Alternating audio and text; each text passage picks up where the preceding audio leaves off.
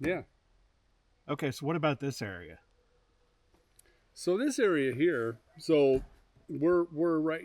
Well, this is Yeah. you go up this road, and we're about right here. But if you look at this, it's just a big bowl up in here. Yeah. Okay. There is a pass that goes over, and it's so this map isn't exact. This should be like right in here, but there is a pass right here that me and my cousins found years Uh-huh. ago.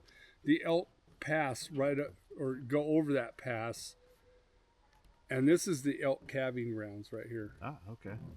So, Where there's elk yep, they and follow the elk. calves. Yeah, we found two trackways in here. One was in 2007.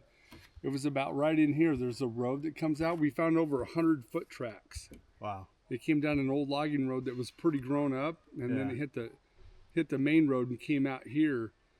But snowmobilers at that time are running up and down the road, and we looked and looked, and we just could not figure out where it went. Yeah. But I know where it was going. It was coming down into here. And then another time in 2011, we were elk up here in the snow with snowmobiles, and we found another trackway. It was just so if the pass was here, it was just off to the right, and it came up the hill, and we followed it all the way over to this pass, and then it went over the pass and came down into here.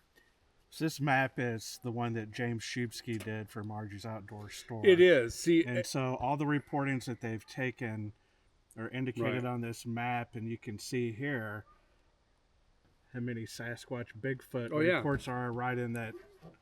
And you call this Monster Mountain. Yeah, this is actually called Monte Cristo Mountain, but it's called Monster Mountain. Yeah. By us locals, because there's so many sightings in here. So, yeah, and here's the lava beds right here. Here's Goose Lake, Forlorn. So, way back, you were telling me that you were out here bear hunting?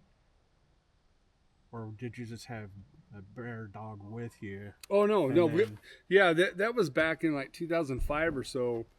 We had bear dogs, and that's when it was legal to hunt bear with dogs. But we were over here on Buck Creek, and it was right up in this area right here. Uh-huh. The dogs alerted, and we put them out, and they were chasing bear and stuff. And then we had them on GPS; we could see them, and they all got into one spot, and then all of a sudden they all took off, and then one dog didn't leave. Mm-hmm. It was there. It had the collar on. So we ended up getting all the dogs back, and we walked in there. It was about a mile walk in there, and everything was like matted down.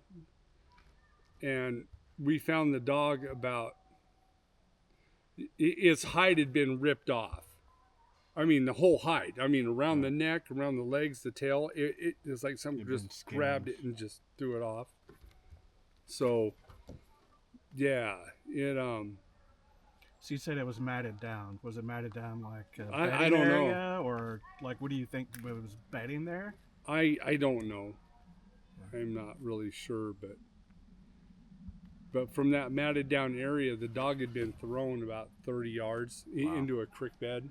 Yeah. And we found him there, and we never found the hide or none of that stuff. So that's not behavior that a bear. No, a bear's not going to. Yeah, no, there was no marks on the dog. It's like something just grabbed him by the neck and just peeled its hide off, and just we found him about 30 yards away in a dry creek bed, and that's where we buried him. So ask yourself, what could do that?